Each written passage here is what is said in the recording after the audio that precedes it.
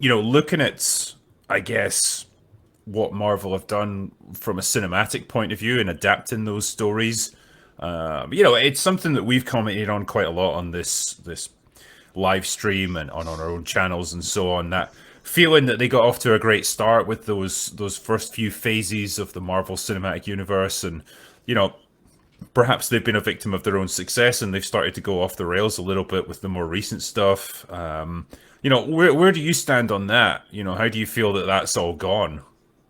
Well, I haven't kept up. I should. I see the movies. I can pick them up anytime. The last Marvel movies that I saw were probably Venom and Yeah, Guardians of the Galaxy, both number ones, and I thought they were very entertaining. They weren't Shakespeare, but I got into them and I dug watching them. yeah, And to comment on these new movies, I'd have to watch them. The yeah, reports I hear are mixed. yeah. That's putting it mildly. Yeah, And I started to watch the last Batman movie with James Patterson, but it yeah. was so dark. I felt that I'd been locked in a cave or something. And I just never got through it. Yeah, it's definitely got some of that to it. I mean, I generally liked it. I think the consensus seems to be that it was pretty good at capturing that detective aspect of Batman, that he actually has to spend time putting things together and trying to figure things out rather than just fighting, and destroying things. Perhaps that it goes on a little bit too long, and maybe that final act was a bit unnecessary, tacked on at the end. But yeah, I mean, it was an interesting change of pace, I suppose, from, like, say, the Ben Affleck version of Batman, where he's fighting interdimensional aliens and all kinds of crazy stuff. It just doesn't seem like that's what Batman is meant to be doing. But I think that's one of the mistakes that they've actually made. It's like you just mentioned a second ago, Drinker, is you're saying, could they have been a product? Could they have been a product of their own success? Is everything happening that's turning against Marvel because of the fact that they achieved so much success in such short a time? But when I look at it, I sometimes think that, are they merely repeating exactly what they did when they went bankrupt as a comics company, repeating the same tropes, the same patterns in order to push an agenda? It's like, remove the agenda, just get back to story. Because, like, why would you pull something into the cinematic universe? Let's take, for example, you just brought, like, Batman, Snyder's version of Batman, right? So you have BVS. Dark Knight Returns, I still think, is one of the seminal comic books. I love it. Except you're required to have a relationship between the Dark Knight and Superman. You need that 25 to 30-year relationship in order to have that emotional pull. But just throwing him in and going, oh, well, that's an alien I got to kill because he could kill the planet, it loses some of its magic, some of its touch. And we see that now in the Marvel. I mean, come on, they're talking, you had Kevin Feige talking about the fact that we're going to have Captain America, New World Order, when the comic version is like, no one wanted that.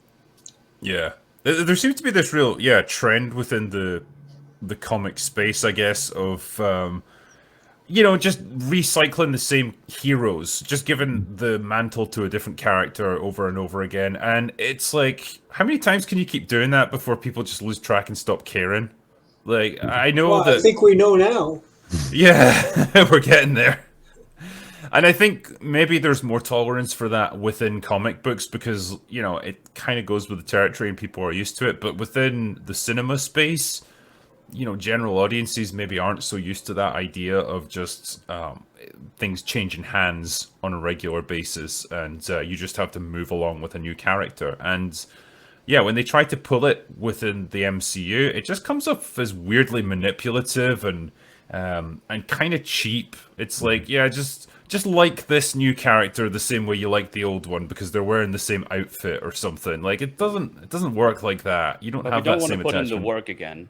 Yeah, yeah. Because the older character said, I like this one. It's like, yeah, but I don't. Oh yeah. It's like, what are we supposed to do with that?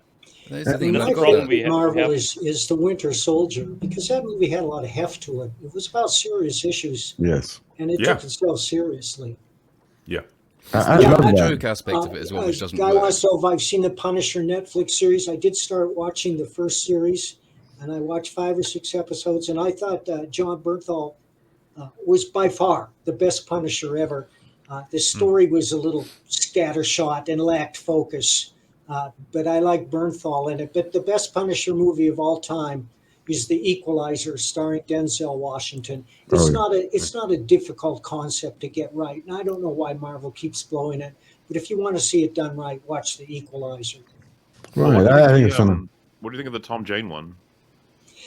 Yeah, I like Tom Jane. I thought he could have been a good Punisher. I especially like the short that he filmed himself about the laundry. But it was a mistake to move it to Miami, and John Travolta was terrible as the villain. He was just walking through that part. It didn't have any heft. It didn't have. It wasn't a serious movie with a lot of weight, like The Equalizer is. I mean, you got to believe in these characters and think there's something at stake for you to get into the movie. Oh, I agree.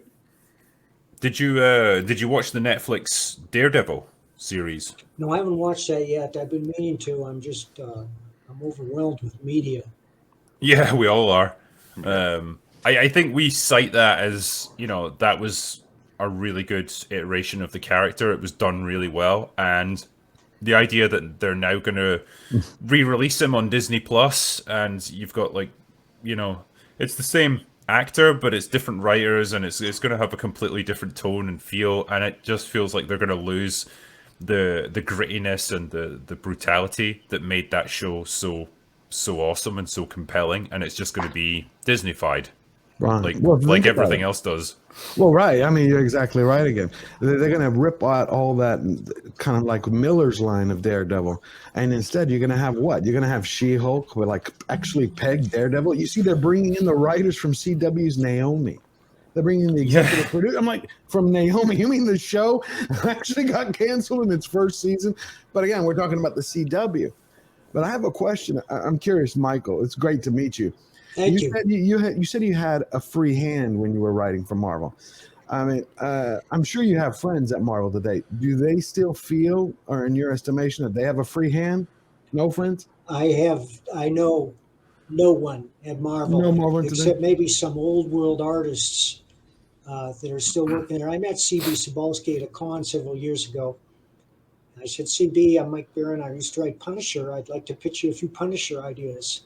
And he said, sure, Mike, sure. I'd love to hear him. Here's my card. What did you think? I sent 5 ideas with no response. I gave up. Well, what did you think of the new Punisher logo? That didn't seem to go over well with a lot of people. Yeah. Yeah, because of course, I love the original Punisher. It's like they're changing it. I mean, you heard Bernthal. He's spoken over the last 2 years, and he said that he is excited to go back because he has 3 things in his life that he really loves. He goes, I love my God, I love my wife and my kids, and Punisher. And he goes, I'll never betray Punisher.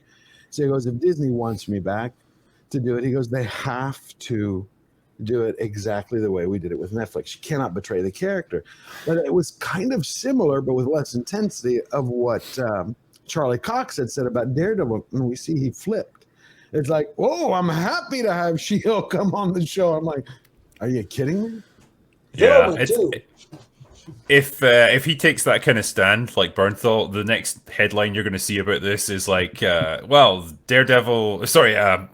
Punisher has now been recast with a new actor who's going to bring a fresh voice to the character. They'll just ditch him. Like, if he doesn't play ball, I get that impression. By the way, I was unaware they had changed or updated the icon for Punisher. Why the hell did they do that? Yeah. It's like, I'll tell you, because they're embarrassed by the character and they're trying to ease him out. They're embarrassed that he stands for law and order. They don't like the fact that police and military use the symbol. And the reason is they've gone woke. I just want to mention here that I have a book out called Private American, and it's essentially the Punisher on the southern border. It's funding now on Indiegogo. The link to that is in the description, by the way, for anyone who's interested. You can go to that and support it and pre-order your copy. Thank you, Drinker. Because the original skull looks fucking badass. It's not just a skull; it's the way that they've designed it. It's so awesome. This new one, if that's, I want the military and the police to use that symbol because they understand that it stands for protection of the innocent and upholding the rule of law. I agree. Except the fact is that when the Punisher series came out on Netflix, the very first thing they attacked was the logo and all the police and all the soldiers who use it. They're like, "Aren't you sending a message of killing people?" They're like, "No, you idiots! You're sending a message that he's going after bad guys." But they're like, they can't separate their fixation on their ideology, and they're saying, "Look, he's using guns." Well, he's the Punisher.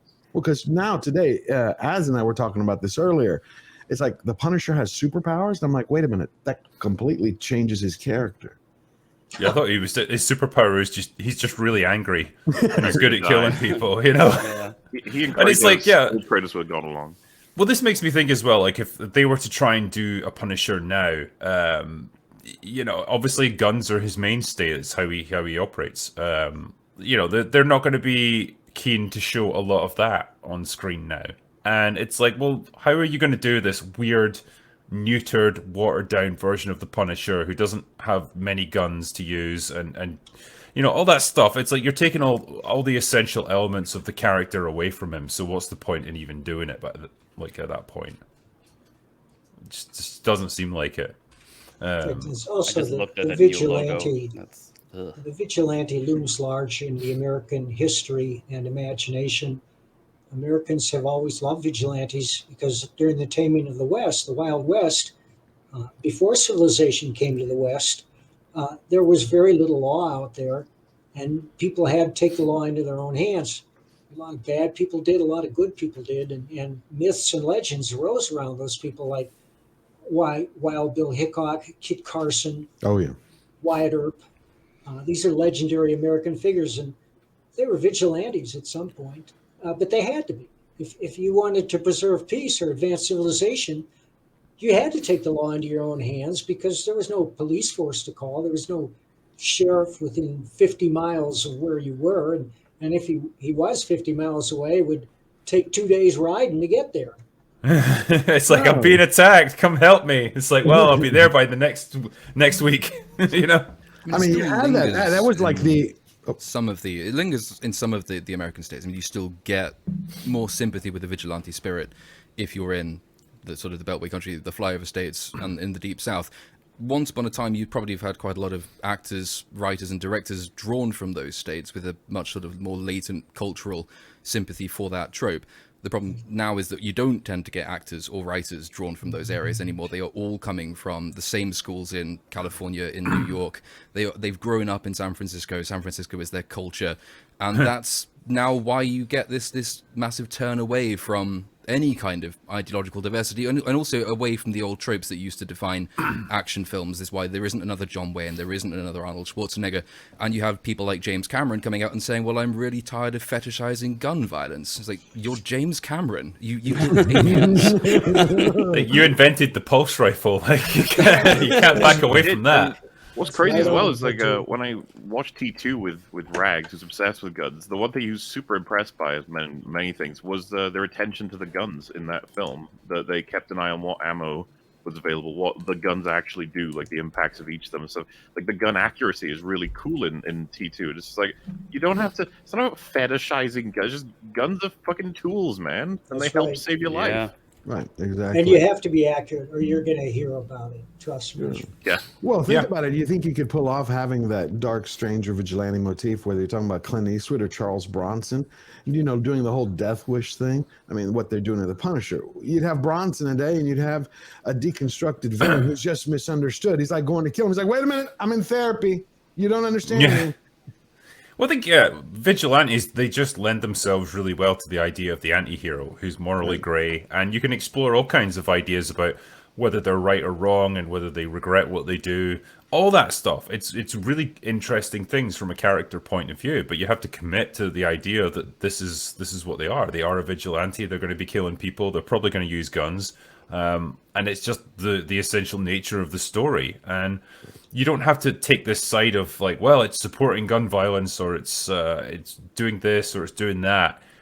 It's like Mahler said, all of these things are tools that allow you to explore these different aspects of the character. And as long as it's done like that, I can't see why people should object to it. Right.